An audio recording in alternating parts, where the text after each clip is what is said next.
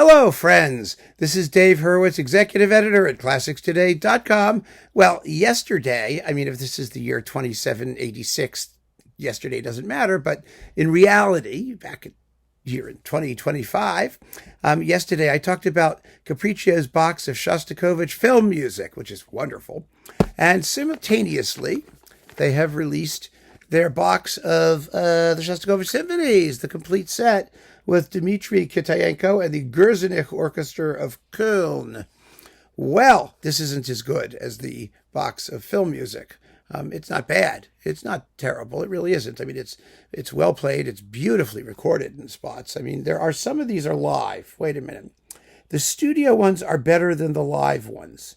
So let's see if it tells us. It does tell us somewhere in here, but I'm going to look it up. Just trust me. About 5 of them are live. The rest of them are studio recordings, and the sonics are good all around. They really are. But particularly the studio ones just sound marvelous. The problem is the performances.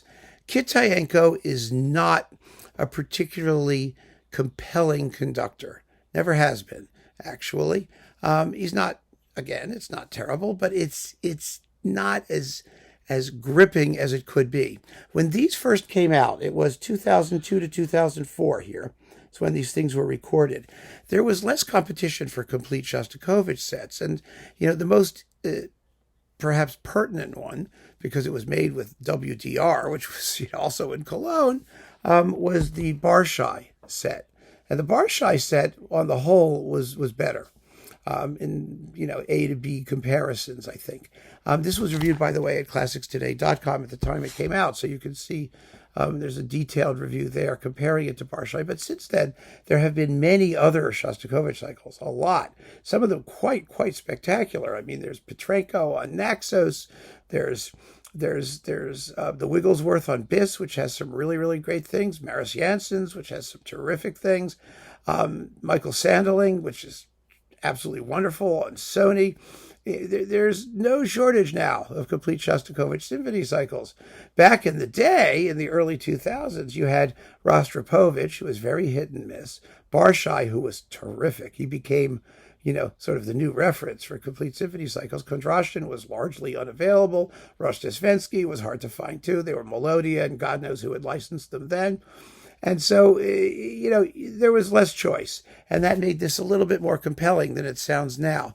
I listened to it again, and I have to say, it just isn't powerful enough where it needs to be. In the big wartime symphonies, the Leningrad, for example, which you just have to be over the top with it, or else, what's the point?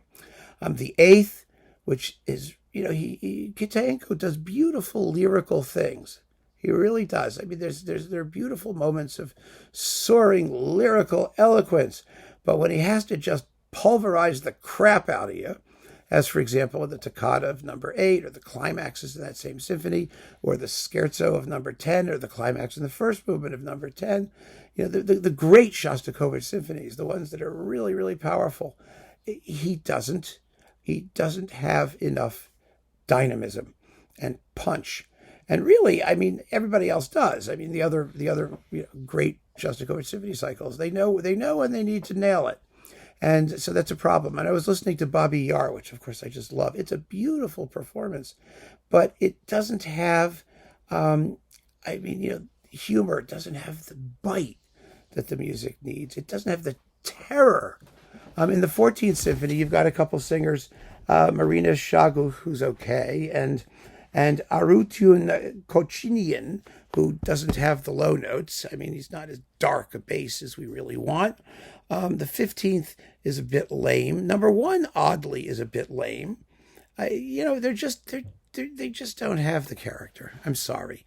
However well the orchestra plays, however well the engineers record them, which is very, very well indeed, we want more, and we can get more. We can get more easily. And that's really the point, isn't it? It's all about competition. When this was one of the few, it was a little bit better, in terms of our estimation. But now, what's the point? And I hate to say it because I like this label. I like what they do. I mean, they do Kapustin. Yeah, they got all kinds of interesting music, tons and tons of very worthy, interesting music. And this is a major project for a small label. It really is. The relationship with the German radio and German broadcasting, of course, is helpful in sourcing all of this stuff. But even so, they take risks.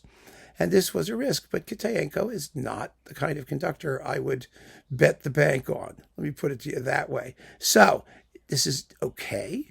It's not terrible. It's not embarrassing. There's nothing in it that goes horribly wrong, but you could do better in just about every single symphony and in complete sets as well.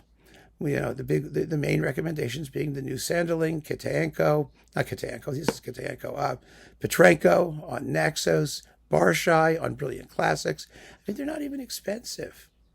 So, it's your money. You can do what you want with it, but you can do better than this. It's the bottom line. So keep on listening, friends. Thanks for joining me. Take care.